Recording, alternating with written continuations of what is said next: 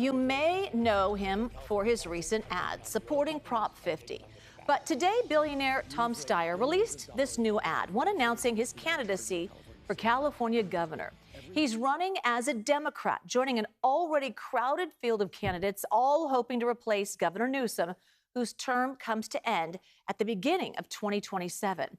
Our Brad Hamilton sat down with the new candidate, has more on how his entry will impact this very closely watched race. I'm Tom Steyer. I wanted to build music.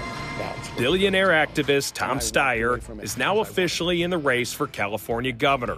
The biggest problem for Californians is they can't afford to live in California.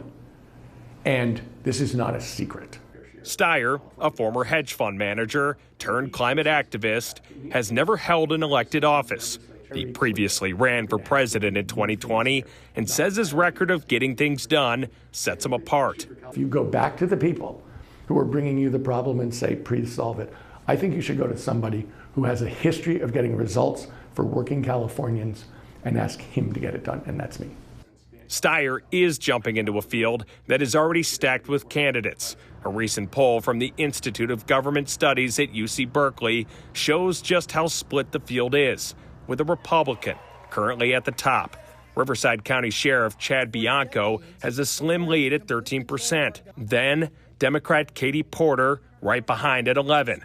That shows a shift for the former Congresswoman from Orange County, who had a 17% support poll in August, and has since faced criticism after a viral interview with CBS News reporter Julie Watts, where she threatened to walk out. I don't want to keep doing this. I'm going to call it. A long list of other Democrats trail in the single digits, including Javier Becerra, the former U.S. Health Secretary and California Attorney General.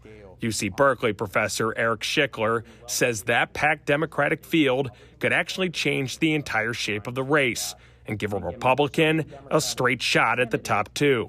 Any candidate who becomes clearly identified among Republicans as their most likely choice is well positioned to make the top two and to do really well early on in the polling. And the field could get even more crowded. With speculation, East Bay Congressman Eric Swalwell is getting ready to announce his candidacy on Jimmy Kimmel Live tomorrow. Politico is reporting that he briefly had a fundraising page up before taking it down on Sunday. And despite all of these names competing for the same base, Steyer says his focus on lowering the cost of living in California will set him apart. He brought it up multiple times in our interview, including when asked how he'd approach replacing Governor Gavin Newsom. Look, what I'm saying is we have a crisis of affordability in this state. I am going to go after that.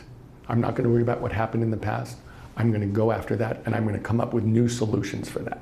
But Schickler says Steyer has a ways to go to prove that to voters, though his deep pockets could help. He has a lot of obstacles in terms of catching on more broadly, but he will be able to run a lot of ads, and that sucks up some oxygen and may make it a little bit harder for some of the Democratic candidates who maybe don't have quite as much money to spend or to get their own names out there. For now, it's a gubernatorial race that's considered wide open, with candidates trying to break through, hoping their message will land. We questioned Steyer on if he's going to be self-funding his campaign, but the billionaire gave us a bit of a vague answer. He said yes, he will be adding campaign dollars to this, but he would also ask for the public's help.